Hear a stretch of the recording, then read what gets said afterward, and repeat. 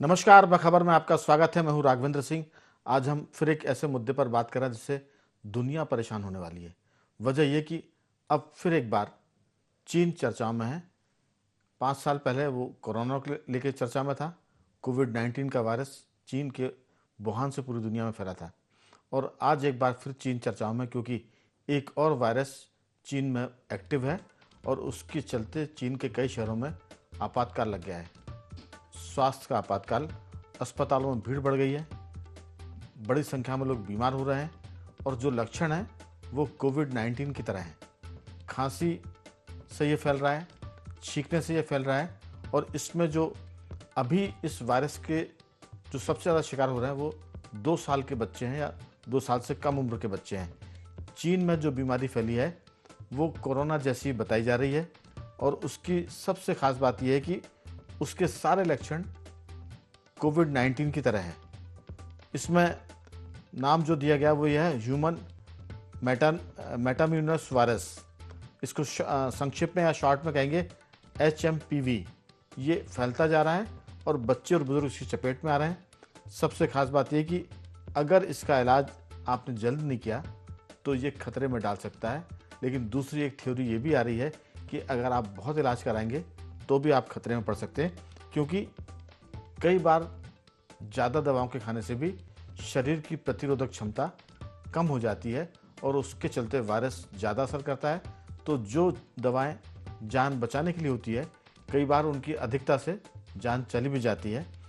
इस पर हम विस्तार से बात करेंगे। भारत सरकार का स्वास्थ्य मंत्रालय भी इसको लेकर सतर्क है। उसने राज्यों को एडवाइजरी जारी की है। WHO की बात करें, उसने भी सतर्कता बरतने के लिए कहा है और यूनिसेफ की बात करें तो वो भी इस मुद्दे पर एक तरह से चिंतित है। तो बहुत सारी बातें हैं। कोविड-19 की दस्तक तो नहीं कहेंगे, लेकिन कोविड-19 जैसा मामला जो है वो ज़रूर पूरी दुनिया को हलाकान करने वाला है। और इसमें सबसे खास बात यह है कि अगर आपने सतर्कता नहीं बरती, खांसी जुकाम सर्दी के बारे में लोगों ने एहतियात नहीं बरता, तो ये फिर बीमारी जो फैलेगी, स्प्रेड होगी, तो ये घर घर में मरीज को अपना शिकार बना सकती है और भारत भी इसका एक हिस्सा हो सकता है। इसमें अंतिम बात मैं जोड़ूंगा कि चूंकि चाइना से आवाजाही जारी है, व्यापार संबंध कोरोना के बाद से फिर से चाइना की पूरी दुनिया से बहाल हो गए हैं, तो इसलिए कोरोना से जो चीन से आने वाले लोग हैं उनके आने से भी खतरे हैं, क्योंकि मैंने कहा कि चीन के साथ संबंध फिर से बहाल हो गए जो कोरोना के समय बंद हो गए थे। इसलिए खतरा दुनिया में बढ़ गया है और फिर संकट सबके सामने है। इस पर विस्तार से बात करेंगे। चर्चा के लिए हमारे साथ जुड़ेंगे डॉक्टर भुवनेश गर्ग स्काइप पर, पत्रकार साथी देवदत्त दुबे जी भी स्काइप पर जुड़ेंगे हमारे साथ। स्टूडियो में हमारे साथ मौजूद हैं हमारे वरिष्ठ पत्रकार साथी योगीराज योगेश जी और जल्दी हमारे साथ स्टूडियो में जुड़ेंगे डॉक्टर आसिफ अली। चर्चा की शुरुआत योगीराज जी आपके साथ की। जो सारा मामला है, एक बार फिर चीन और चीन से जुड़ा वायरस दुनिया के लिए चिंता का सबब बन गया है। आपकी राय? बचने के लिए अभी दवाएं तो वैसी है जैसे कोरोना के काल में लोगों ने बुखार से बचने की दवाओं का इस्तेमाल किया था। ऑक्सीजन की कमी, क्योंकि लंग्स को ये शिकार बना रहा है, खांसी इसमें आती है, छींकें भी इसमें आती है और दवाओं के नाम पर अभी जो कोरोना काल में दवाएं थी बुखार की, या हम सामान्य तौर पर जो बुखार की दवा इस्तेमाल करते हैं, उसी का अभी उपयोग लोग कर रहे हैं, क्योंकि इसका ना तो कोई वैक्सीन बना है ना कोई स्पेशल कोई दवा बनी है। बुखार में आमतौर से जो दवा इस्तेमाल होती है उसी को लोग अभी ले रहे हैं। आपकी राय? देखिए राघवेंद्र जी, ये फिर दुनिया जो है एक तरह से कोरोना की तरफ जा रही है, कोरोना जैसे बीमारियों की तरफ लगातार जा रही है और शक की सुई एक बार फिर चाइना की तरफ है। और उसकी जो कार्यप्रणाली है उसको लेकर कोरोना के समय भी सवाल उठे थे। पूरी दुनिया ने के वैज्ञानिकों ने उससे कोरोना के बारे में जानने की कोशिश की, लेकिन तब भी चाइना ने तथ्य छिपाए जी। और अब जिस बीमारी का आप जिक्र कर रहे हैं उसको लेकर भी उसने कोई ओपनली स्टेटमेंट नहीं दिया। और जिसके आपने भी राघवेंद्र जी जो सिम्टम्स बताए, वास्तव में ये चिंता बढ़ाने वाले हैं, क्योंकि अभी हमने देखा कोई ज़्यादा पुराना समय नहीं हुआ, 5 साल पहले ही हमने कितनी भीषण बीमारी से गुजरे सारे लोग कोरोना की, और वो मंजर देख के आज भी सहर उठता है पूरे के पूरे शरीर। तो कोई नहीं चाहता कि वैसे हालत दोबारा से बने। वो केवल न केवल परिवार बल्कि पूरे देश प्रदेश और दुनिया के लिए खतरा साबित हो गया था। जैसे तैसे ये जीवन दोबारा मिला और अब चाइना ने फिर वो हरकतें शुरू कर दी। और आप ये देखिए राघवन जी, फ्लैशबैक में यदि अपन जाएं तो विश्व स्वास्थ्य संगठन ने एक बार इससे पूछा था चाइना से, जब कोरोना की सारी चीज़ें निपट चुकी थी, तब वहाँ के वैज्ञानिकों ने इनसे पूछा था कि अब तो बता दीजिए कि कोरोना में ऐसा क्या था, या हमें उसके आगे की और डिटेल स्टडी करना है जी। तो उसका कैसे, कहाँ उसके शुरुआत हुई, कैसे उसको कंट्रोल है, इन तमाम तरह की जानकारी के लिए विश्व स्वास्थ्य संगठन ने चाइना पर दबाव बढ़ाया था कि अब तो अपन सब चीज़ों से उबर चुके हैं, लेकिन आप बताइए। लेकिन तब भी चाइना ने उसके बारे में कोई जानकारी नहीं दी। तो इस बात से आप अंदाज़ लगा सकते हैं कि किस हद तक वो जा रहा है। मतलब इंसान की जीवन से खिलवाड़ करने में भी वो परहेज नहीं रख रहा।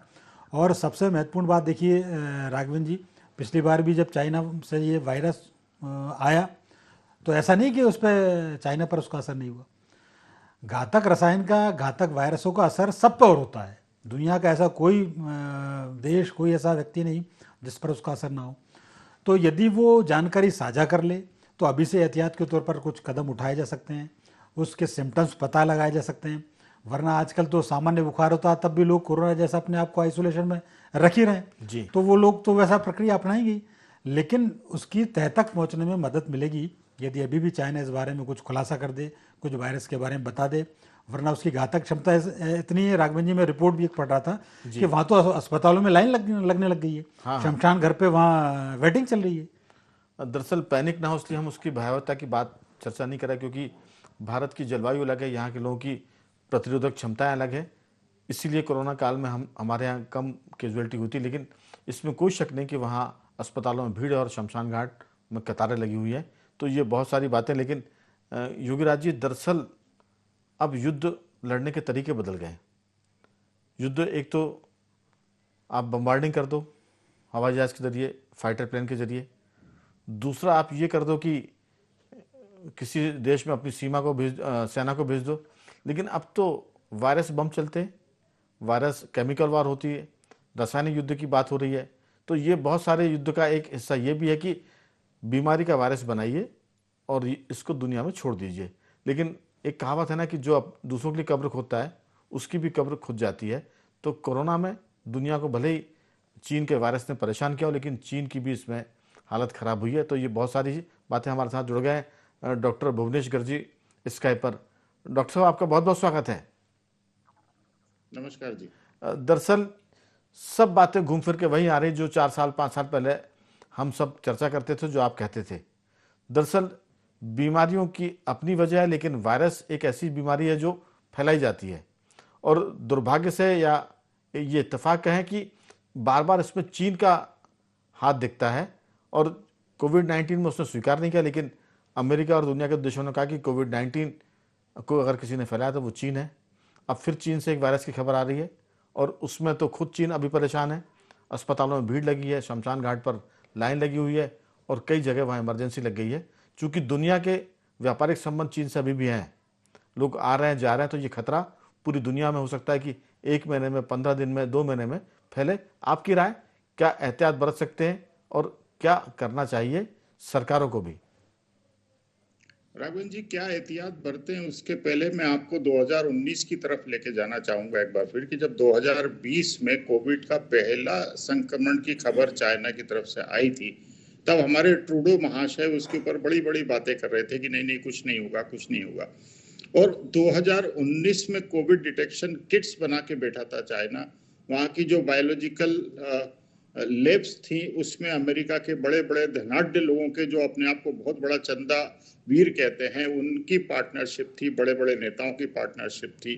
और मैं जैसे बार बार इस बात को कहता हूं कि ये एक प्रायोजित बायोलॉजिकल वार थी जिसको खेला गया और जिसके जरिए ये देखा गया कि हम किस तरह से दुनिया को अपने कब्जे में कर सकते हैं। ये कब्जा करने की जो असुरी प्रवृत्ति है, ये कहीं से कहीं तक भी थमने का नाम ले रही। हमने तब भी चेताया था कि अब ये चूंकि सबके मुंह खून लग गया है, तो ये लगातार हर साल 2 साल में नए नए वायरस लेकर आएंगे और राघवेंद्र जी, जिस तरह से वायरस को लैब में जनरेट किया जाता है, जी तो फिर वो मानवीय पकड़ से बाहर हो जाता है, वो विकराल हो जाता है और आने वाले समय में महामारियों के यही कारण बनेंगे, जिसमें वायरस, बैक्टीरिया और फंगस, हमने इसको मायरस का नाम दिया था, आप याद कीजिएगा। जी ये जो मायरस है, ये किसी भी हाल काबू नहीं आएगा, चाहे कोई सरकारें, कितने बड़े साइंटिस्ट, कितनी बड़ी दवाइयां।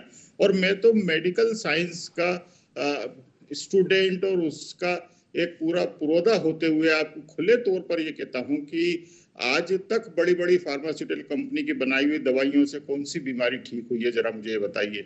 आप डायबिटीज की बीमारियों के लिए लगातार दवाइयां देते हैं, किसकी डायबिटीज ठीक हुई आज तक?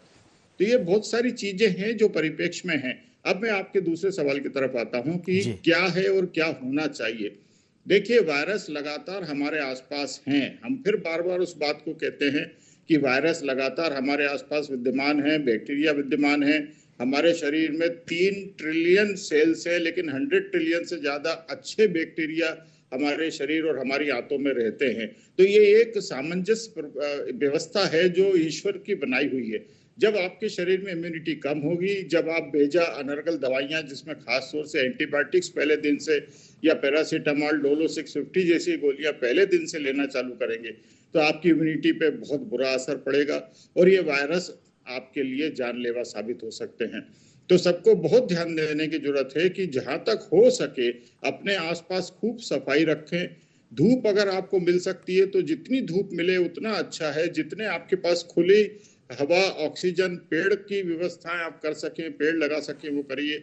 और घर के अंदर जो कमजोर हैं, बच्चे हैं, बूढ़े हैं, बुजुर्ग हैं, गर्भवती महिलाएं हैं, उनके साथ बहुत सावधानियां बरतने की जरूरत है ताकि उनको ये संक्रमण ना मिले, वो भीड़ में ना जाएं। बहुत जरूरी हो जाना तो मास्क जरूर लगाएं और अपनी साफ सफाई का ध्यान रखें। बिल्कुल डॉक्टर साहब, अगले दौर अब की बातचीत सरकार में को क्या करना चाहिए वो जी भी एक पार्ट है, अगर आप कहें तो मैं उस पर भी आगे बढ़ता हूं जी कि अच्छा सरकारों को पहली व्यवस्था तुरंत प्रभाव से ये करना चाहिए कि संक्रमित मिलता है, करीब 13 आइसोलेशन सेंटर एयरपोर्ट्स पर बना दिए हैं। मैं समझता हूं कि उनको भी कहीं ना कहीं से चीजों की आहट होगी और वो कार्य कर रहे होंगे। उन्होंने कोविड में भी बहुत अच्छी तरह से चीजों को कंट्रोल किया था। तो मुझे लगता है कि सरकारें अपना काम करें, पैनिक में ना आए। और जिस तरह से लोगों ने रेमडेसिविर को लेकर या दूसरी ऑक्सीजन को लेकर, हमने देखा था कि दिल्ली के नवाब ने किस तरह से नूरा कुश्ती मचाई थी, तो ये इस तरह की व्यवस्थाएं ना फैल जी पाए। क्योंकि अब त्योहारों का समय है, कुंभ आ रहा है। कुंभ हमारे यहाँ का बहुत बड़ा वैश्विक एक सामाजिक समरसता का उदाहरण है, जहां पर 50 करोड़ से लेकर 100 करोड़ तक लोगों के आने की बात कही जा रही है। तो मैं समझता हूं कि सरकारों को चाक चौबंद रहना होगा और अपने व्यवस्थाओं पे काम करना होगा। बिल्कुल, ये आपने जो बात कही कि खासतौर से कुंभ जैसा बड़ा आयोजन है जिसमें कि बड़ी संख्या में दुनिया भर के लोग भी आते हैं, देश के तो लोग पहुंचते ही हैं, और उसमें ये अगर कहीं वायरस फैलने की आशंका भी अगर है तो ये एक तरह से बहुत भयावह स्थिति को दर्शाता है। लेकिन ये आशंका है, उम्मीद करते हैं कि लोगों के एहतियात बरतने के साथ, सरकार की सतर्कता के साथ ये चीज़ें, संकट जो है वो बड़ा रूप नहीं लेगा और लोग इसको नियंत्रित कर लेंगे। देवदत्त जी हमारे साथ जुड़े हैं। देवदत्त जी, ये जो सारा मामला है, भारतीयों ने ये बताया कि हमने कोरोना का कैसे मुकाबला किया। अब ये कोरोना का एक मौसेरा भाई है जिसकी हम बात कर रहे हैं। दरअसल ये छोटे बच्चे और बुजुर्गों पर ज़्यादा अटैक करता है। अभी तक जो खबरें आई है, जो रिपोर्ट्स हैं, उस हिसाब से 2 साल के बच्चे और उनसे कम उम्र के, और ख़ास तौर से जो बुजुर्ग हैं, वो इसके पीड़ित हो सकते हैं। इसलिए घर के जो बुजुर्ग हैं, बच्चे, उन पर ध्यान देने की ज़रूरत है। और जो डॉक्टर साहब ने कहा है कि दवाओं का इस्तेमाल कम करें, सेहत के लिए धूप में बैठे, एक्सरसाइज करें, जो कोविड-19 में कही जाती थी। आपकी राय एक पत्रकार के नाते आप कैसा सोचते हैं?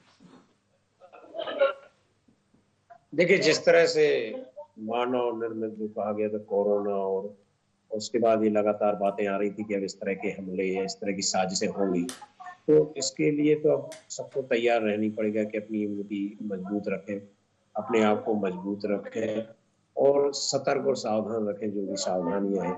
क्योंकि जैसा आपने भी बताया कि अब युद्ध के तरीके बदल गए हैं और साजिशें भी बहुत बड़े पैमाने पर इस तरह की हो रही है।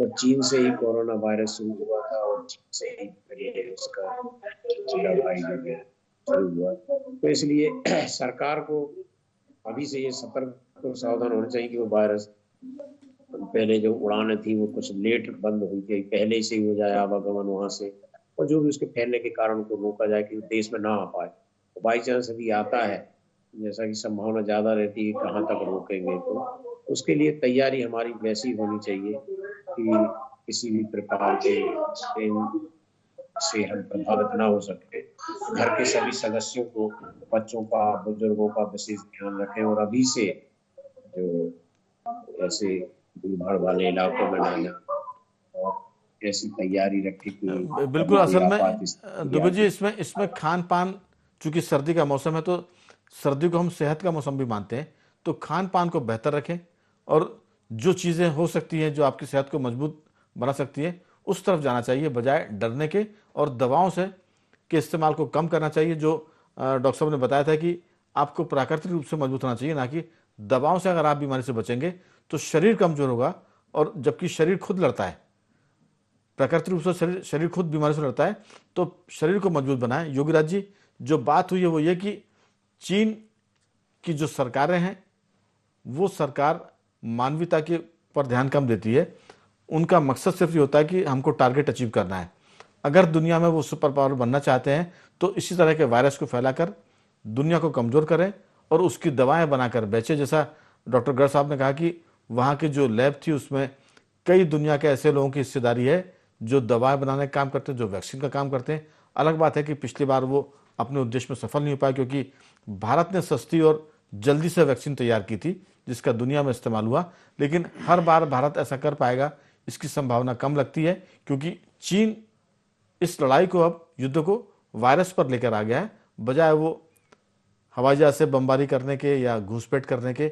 उसका मतलब ये है कि ये ज़्यादा आसान युद्ध है और इसमें वो जीत भी हासिल कर सकता है, दुनिया को कमज़ोर कर सकता है। तो कहीं ना कहीं ये चीन की एक तरह से साजिश भी लगती है।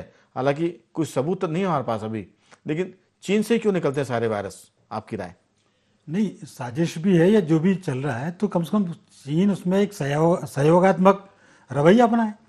यदि मान लो दुनिया के सारे वैज्ञानिक मिलकर कोई इसमें निष्कर्ष निकालना चाहें और उसमें चाइना का सुझाव चाहते हैं, चाइना की सलाह चाहते हैं, तो इसको देने में क्या तकलीफ है भाई? पिछली बार भी यही हुआ। मैंने तो आपको ये भी जिक्र किया था कि उन्होंने तो आज तक कोरोना के बारे में नहीं बताया कि इसके अपडेट्स क्या हैं, इसके कैसे ये फैला। तो नए वायरस के बारे में वो क्या जानकारी देगा? लेकिन दुनिया के सारे वैज्ञानिक मिलकर उसका समाधान न केवल निकालने की कोशिश में लगे हुए हैं, वो निकालना भी चाहते हैं, तो चाइना सहयोग करे उसमें।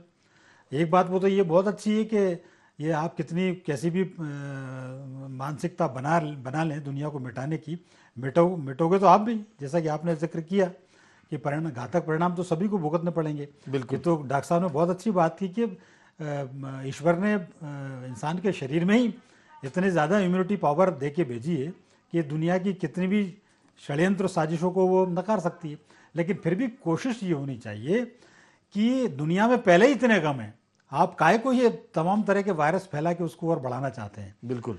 जैसे जैसे ये कम हो तो ज़्यादा अच्छा है, क्योंकि वो घातक दृश्य फिर कोई दोबारा नहीं देखना चाहता। बिल्कुल डॉक्टर गर्ग साहब, दुनिया में वैसे ही बहुत कम है, लेकिन जो खबरें हैं वो ये कि 2001 में ये सबसे पहले इस वायरस को पकड़ा गया था, डिटेक्ट किया गया था। और 2023 में, यानी 2001 में तो ये सबकी नज़र में आया दुनिया की, और 2023 में ये अमेरिका में बहुत तेज़ी के साथ फैला था। इसके बारे में कहते हैं कि इसकी जो मिजाज है वो ये कि ये सर्दियों के मौसम में ज़्यादा पनपता है और ज़्यादा लोगों को अपना शिकार बनाता है। तो मौसम भी उसके लिए मुफीद है। भारत में सर्दी का मौसम चल रहा है, कुंभ का मेला शुरू होने वाला है, और इसके साथ साथ चीन चाहता है कि भारत जो उसके सामने एक ताकत बन के खड़ा हो रहा है, इसको कैसे कमज़ोर किया जाए। अभी जो खबर आई कि वो तिब्बत से लगे इलाके में नए जिले बनाना चाहता है, भारत सरकार ने इस पर विरोध भी दर्ज कराया है। तो भारत सरकार को कमज़ोर करना, देश को कमज़ोर करना, लेकिन जब आपके संबंध उससे बने रहेंगे तो वो तो हर वायरस को भेजेगा, आपके यहाँ दुनिया को भेजेगा। तो संबंध खत्म तो हो नहीं सकते क्योंकि व्यापारिक मजबूरियां, लेकिन सरकारें और लोग तो सतर्क हो सकते हैं ताकि इस तरह के खतरों से बचा जा सके। आपकी राय?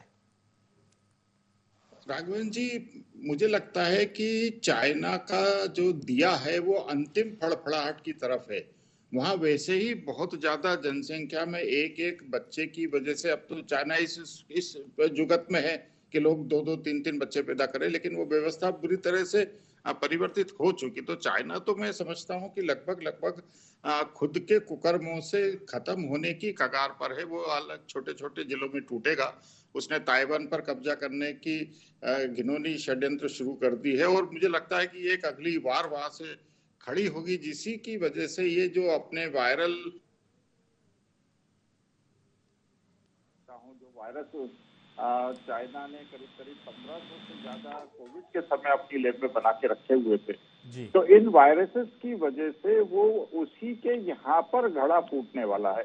अब हमारे पास जो चीजें बाकी हैं, वो सबसे पहली चीज तो ये मैं भारत की भूमि को, सनातन धर्म को एक देवीय शक्ति से जोड़ता हूँ। हमारे पास पूरी दुनिया में 4 मौसम है।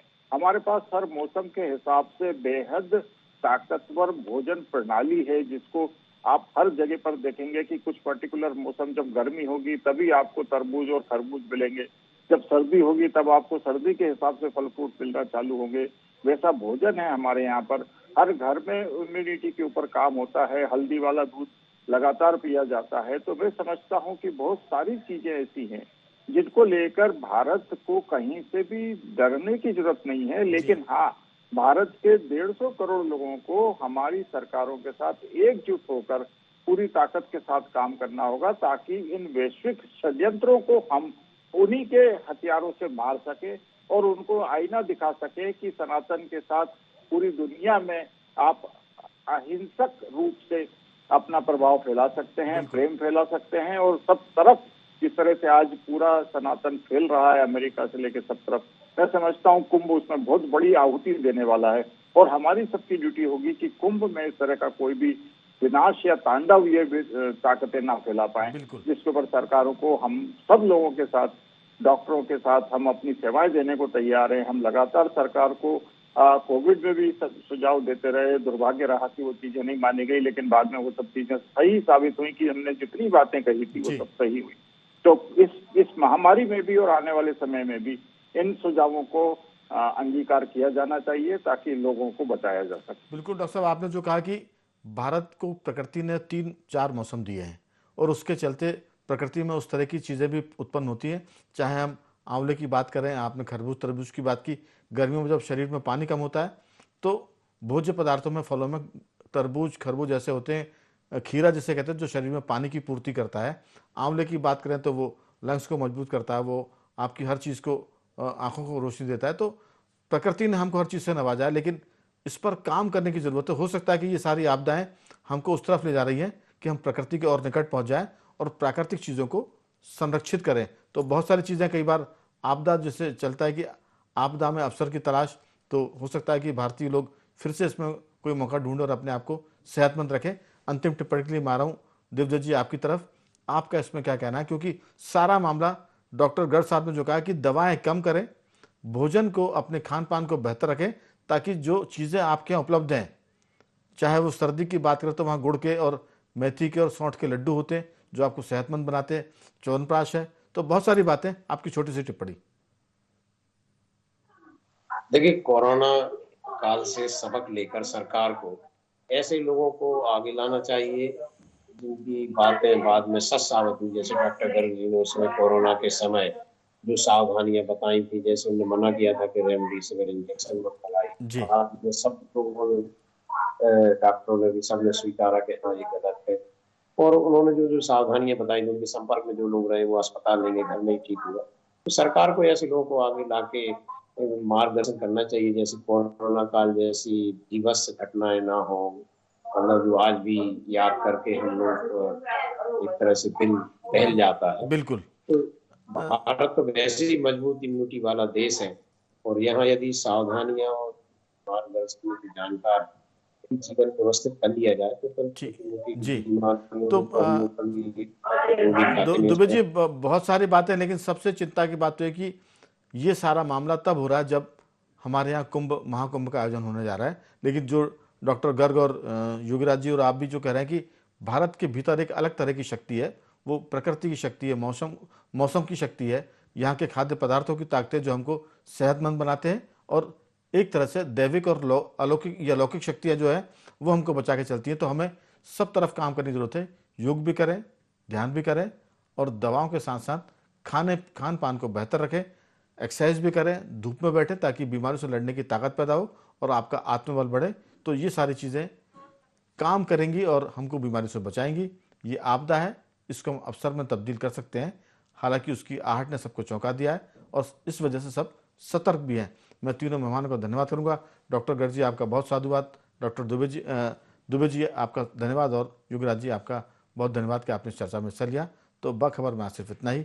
बने रहिए हमारे साथ और देखते रहिए IND24।